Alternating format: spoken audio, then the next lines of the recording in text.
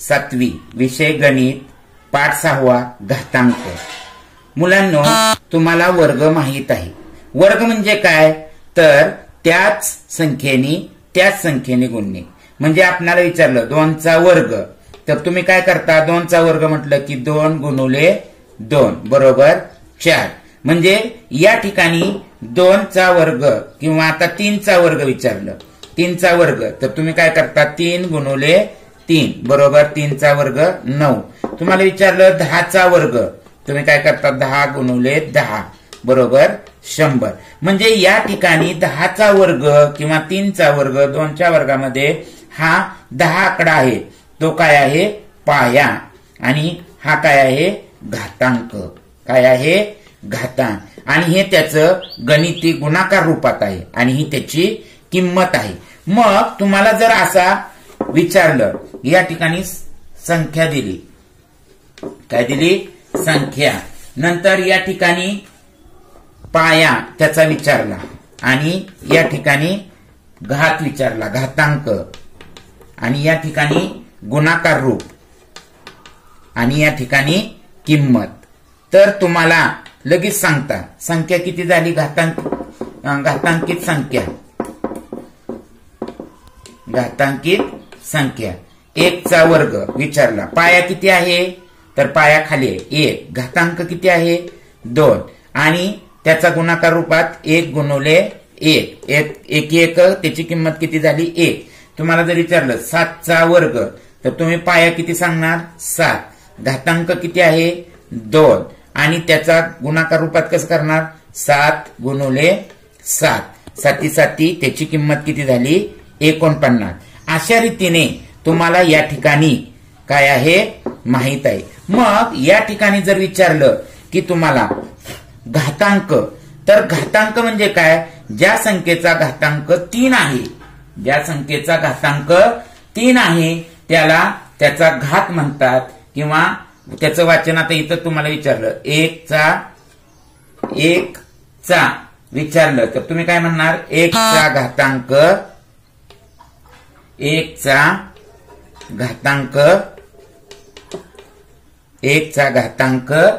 3. किंवा काय म्हणणार? 1चा तिसरा घात. 1चा तिसरा घात म्हणजे याचा अर्थ काय? 1चा तिसरा घात म्हणजे काय? तर 1चा तिसरा घात याचा अर्थ याच्यात पाया किती आहे? तर पाया आहे 1 आणि घातांक किती आहे? तर घातांक आहे 3. मग याचा अर्थ काय? गुणाकार रूपात 1 गुणुले 1 गुणुले 1. मग याचा किंमत किती आली? 1 1 1. 1 1 ला गुणलं 1 म्हणजे 1चा घातांक 1 आलाय. वर्ग असताना त्या ठिकाणी आपण काय केलं? 2 वेळा गुणत होतो, पण घातांक म्हणताना किती वेळा गुणायचं? तर त्याचा तिसरा घात असतो म्हणून 3 वेळा गुणायचं. समजा तुम्हाला या ठिकाणी आता घातांकित संख्या आहे, घातांकित संख्या, त्याचा वाचन, नंतर पाया, घात, त्याचा गुणाकार रूपातला गुणाकार रूप आणि या ठिकाणी किंमत विचारलं. तर या ठिकाणी तुम्ही काय सांगताल? आता घातांकित संख्या 2चा तिसरा घात. वाचन कसं करणार? 2चा घातांक 3 किंवा 2चा तिसरा घात. मग याचं वाचन 2चा तिसरा घात. पाया किती झाला? 2. घात कितवा आहे? तिसरा. याचा अर्थ काय? गुणाकार रूपात लिहायचं म्हणजे 2 गुणुले 2 गुणुले 2. बेदुनी 4, 4 दुनी 8. आता या ठिकाणी तुम्हाला 5चा तिसरा घात किंवा 5चा घन, 5चा घन म्हटलं तरी चालतं, किंवा 2चा घन, 5चा घन, 2चा घन. मग याच्यात पाया किती आहे? 5 आणि याचा घात किती आहे? 3. याचा अर्थ काय? 5 गुणुले 5 गुणुले 5. मग या ठिकाणी 5 5 25. 25 ने 5 ला गुणलं, 25 5 125. आता 10चा तिसरा घात. मग 10चा तिसरा घात म्हटल्यानंतर समजा तुम्हाला एखाद्या वेळेस वजा विचारलं, तर वजा 10चा घन. काय म्हणायचं? वजा 10चा घन. मग याचा पाया किती झाला? वजा 10 आणि घातांक किती आहे? 3. मग याचा अर्थ वजा 10 गुणुले वजा 10 गुणुले वजा 10. मग 10 10 100.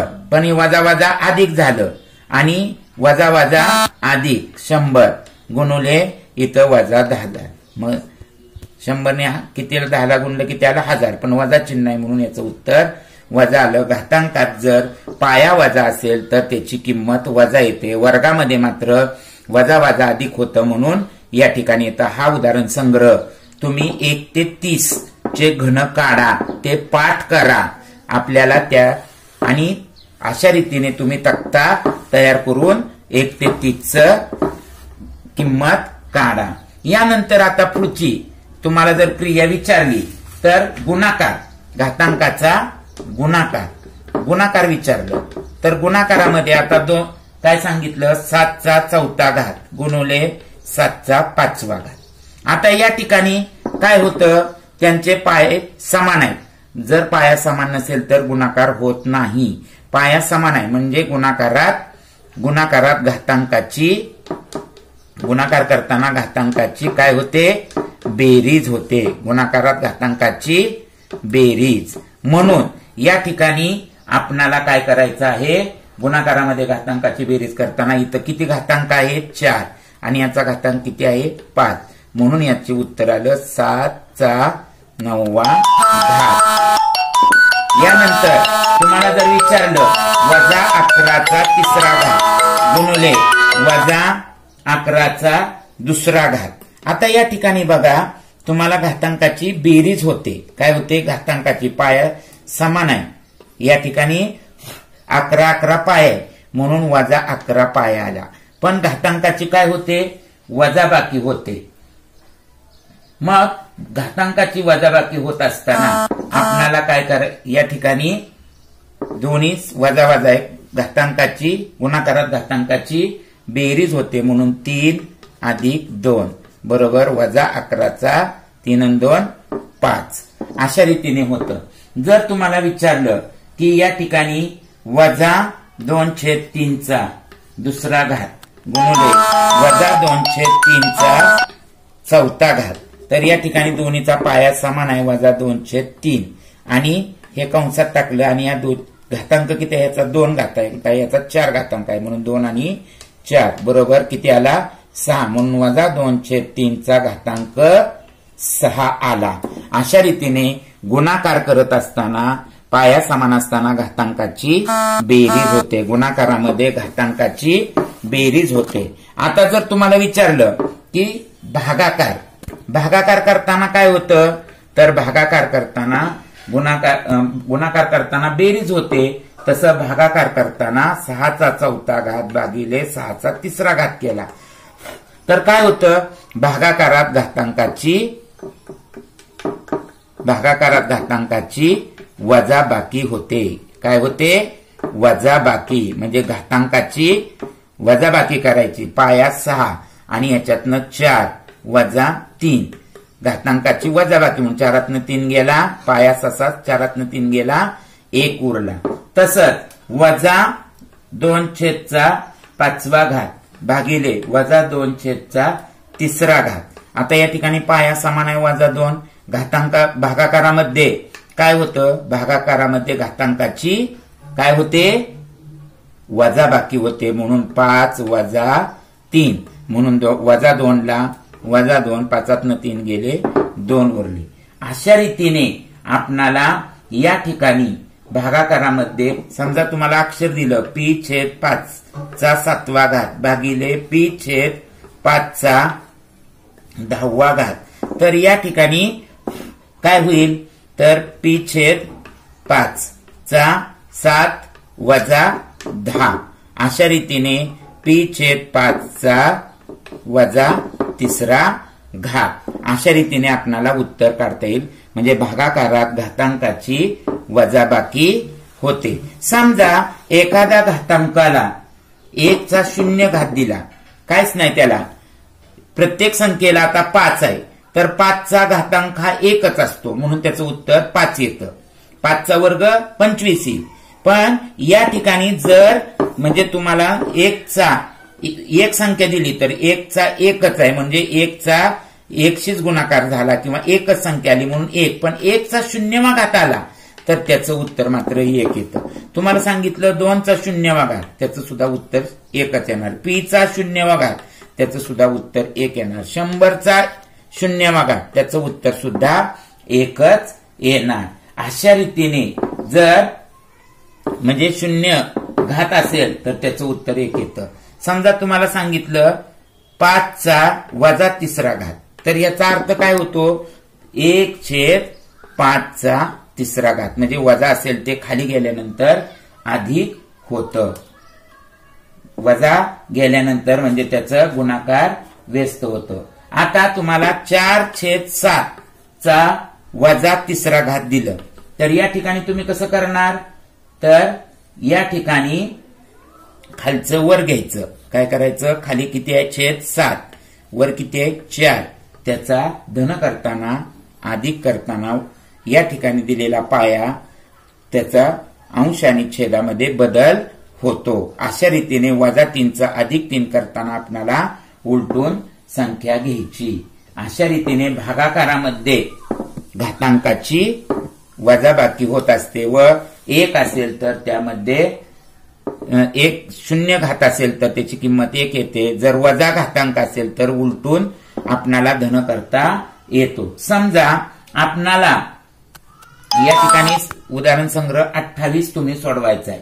समजा 2 गुणुले 5चा 4था घात दिला. आता इथं बेपंचे 10, 10चा 4था घात असं करायचं नाही, कारण ही 2 पाया वेगळा आहे, 5 पाया वेगळा आहे, म्हणून याचं उत्तर काय येणार? ह्या ठिकाणी 10चा 4था घात चुकलेला आहे.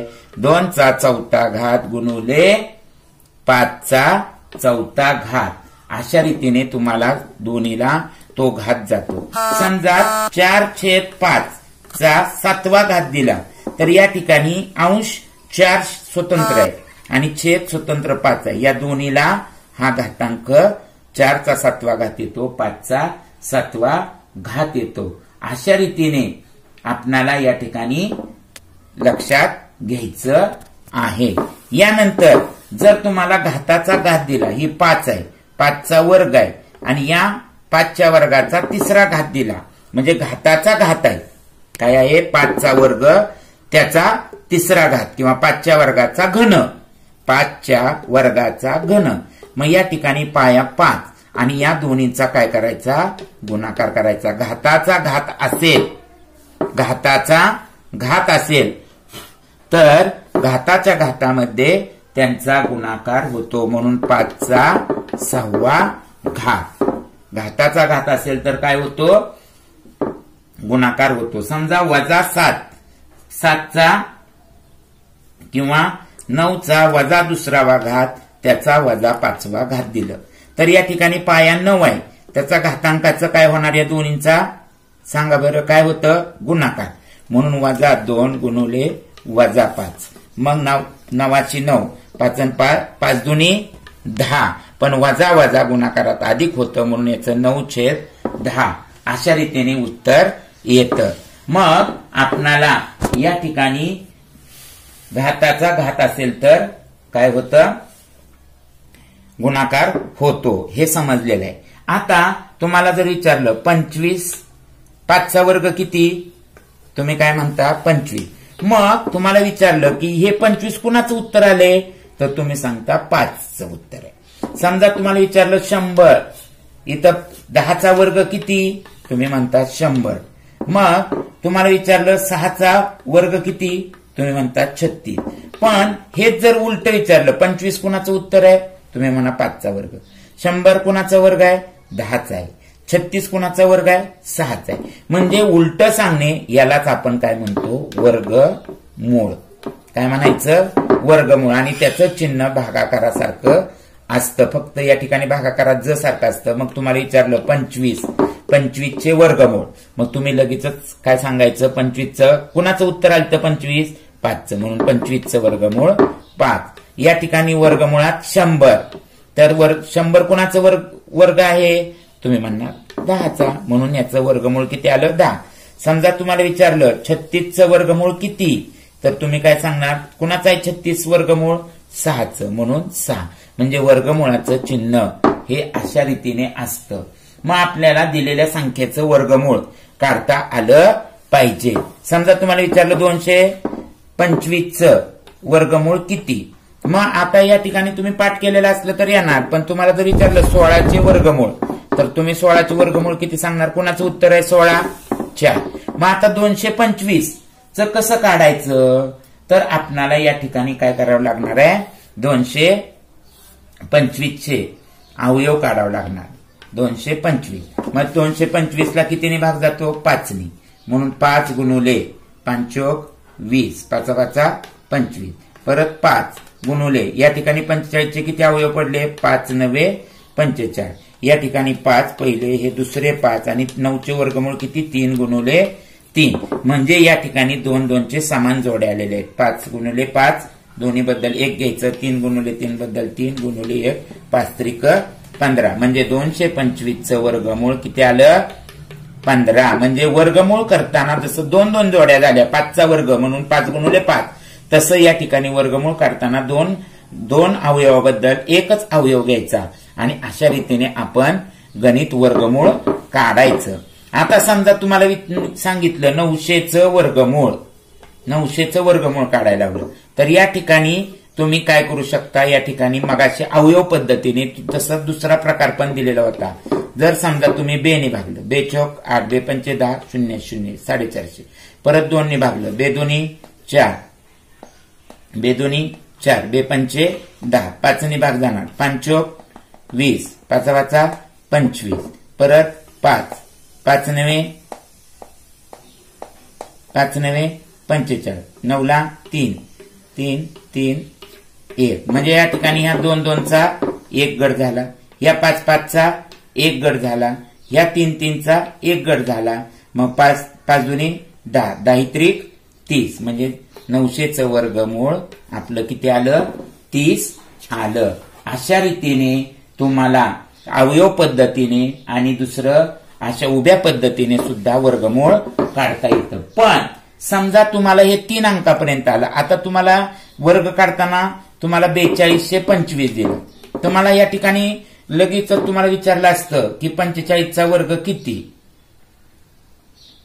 तर तुम्ही काय म्हटलं असता, हे 5 आहे म्हणून 5 5 25 आणि 4चा वर्ग किती आहे, 4चा पुढची संख्या 4 पंचे 20, 20 से 25. मग अशा रीतीने आपणाला जर अशा 4 संख्या दिल्या तर त्याच्यामध्ये आपणाला 25 आहे आणि पुढचं बघायचं. मग आपण काय करायचं, या ठिकाणी अवयव पाडत असताना या ठिकाणी घेतलं तर याच्यामध्ये 2 2चे गट पाडायचे, कारण वर्गामध्ये 2 2चे गट असतात. मग आता 42च्या जवळ कुणाचा वर्ग आहे, 1चा वर्ग 1, 2चा वर्ग 4, 3चा वर्ग 9, 4चा वर्ग 16, 5चा वर्ग 25, 6चा वर्ग 36, 7चा वर्ग 49. 49 42 पेक्षा मोठा आहे म्हणून 6. किती आलं, 6. मग या ठिकाणी किती आलं, 6. म्हणजे 6 6 36 वजा केलं, मग 12तून 6 गेले 6 उरले, 4तनं 3 गेले, 12तनं 6 गेले 6 उरले, हातचा देऊन टाकला, 4तनं 4 गेले, इथं 6 बेरीज करायची, किती आलं, 12 उत्तर आलं. मग वरून घेतलं, आता वरून दोन्हीचा 1 घ्यायचा नाही, भागाकार पद्धतीने करतोय म्हणून या ठिकाणी दोन्ही घेतलं, शेवटी 5 आले. म्हणजे या ठिकाणी 5चा गुणाकार 5च येतो म्हणून इथं 5, आणि याला जर 5ने गुणलं तर 5 5 25, 5 दोन्ही, या ठिकाणी 5 काय करायचे, अधिक मिसळायचे, 5 5 10 चल 1 3 3 1, 125ला 5ने गुणलं, 5 5 25, 7 4 5 2 10 2 12, 8 1 5 1 5 1 6 वजा 625. आपल्याला किती आलं उत्तर, 4225चं वर्गमूळ 65 आलेलं आहे. आता तुम्ही तुमच्या पद्धतीने एखादा जर सांगितला आकडा तर आपणाला काय करायचं माहिती असलं पाहिजे. 10,1089. आता या ठिकाणी काय करणार, 1089चं वर्गमूळ काढायला लावलेलं आहे, 1089 किंवा 1. काय करणार, पहिल्यांदा रेषा वाढायचा, भागाकार पद्धतीने करायचं म्हणून भागाकाराच्या सारखं ही करायचं. नंतर काय करायचं, 2 2चे गट पाडायचे. हा एक गट तयार झाला, 89चा एक गट झाला आणि दुसरा 10चा एक गट झाला. मग आता काय बघायचं, 10ला कुठल्या वर्गाने वर्ग काढायचा आहे, वर्ग. मग 10च्या जवळचा वर्ग 1चा वर्ग 1, 2चा वर्ग 4, 3चा वर्ग 9, म्हणून इथं 3 आणि इथं 3 दिलं. 3 त्रिक 9, 10 9 गेला 1 उरला आणि ह्या 3मध्ये अजून एक 3 मिसळलं. 3 आणि 3 6. आता इथं 89 घेतलं. आता कुठं 9चा वर्ग येणार आहे आपल्याला बघावं लागेल. तर कोण 2चा 1 ने 1 ला गुणलं 1 उत्तर येतं, 2 ने 2 ला गुणल्यावर 4 येतं, 3 ने 3 ला गुणल्यावर 9 येतं आणि 7 ने 7 ला गुणल्यावर पण 9 येतं. 7 7 49. मग आपण पहिल्यांदा 3 घेऊन बघलं म्हणून या ठिकाणी 3 घेतलं. मग 63 गुणवले 3, 3 त्रिक 9, 6 त्रिक 18 म्हणजे 189 आलेलं आहे. 189, 9 9 गेले 0, 8 8 गेले 0 आणि ह्याच्यात 3 मिसळलं. 3 आणि 3 6, 3 आणि 3 6. नेहमी वरच्या भागाकाराच्या दुप्पट या ठिकाणी बेरीज येत असते. 33च्या दुप्पट 66. आपलं उत्तर बरोबर आहे. 1089चं वर्गमूळ किती आलं माहित नव्हतं आपल्याला, तर ते आपण अशा रीतीने भागाकार पद्धतीने काढू शकतो. 33 आलेलं आहे. अशा रीतीने तुम्हाला समजा 40 किती मिनिटं झाली, 4096 या ठिकाणी काय करायचं, पहिल्यांदा भागाकार पद्धतीचं 4096 काय करणार, या दोन्हीचे गट पाडणार. आता काय बघणार, 40च्या जवळ कोणाचा आहे, 1चा 2चा 3चा 4चा 16, 5चा 25, 6चा 36 म्हणून 6 6 वजा केले 36. मग 10 4 गेले 6 उरले, आजच्या 1 गेले. मग या ठिकाणी 6 मिसळले, 6 12 वरून घेतले 96, शेवटी 6 आलेलं आहे म्हणून 6. 126 गुणवले या ठिकाणी 6, 6 6 36, 7 3 6 2 12, 12 3 15, 7 1 6 1 7 होते. मग आता या ठिकाणी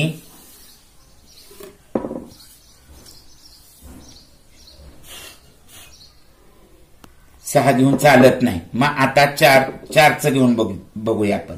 4 मग 124 गुणवले 4, कारण 4चा शेवटी गुणाकार केला तर 4 चौक 16 6 येतो. 4 चौक 16, 7 1 4 2 8 आणि 1 9, 4 1 4 म्हणजे या ठिकाणी 4 आलं. वजा 496 0 0 0 याच्यात 4 मिसळले, 4 नवीन घेतलेले होते म्हणून 4 आणि 4 8, 2 2 64. 64च्या दुप्पट 168 म्हणजे आपलं उत्तर बरोबर आहे. 4096चं वर्गमूळ किती आलं, 64. अशा रीतीने तुम्ही 26 27 28 29 30 उदाहरण संग्रह सोडवा.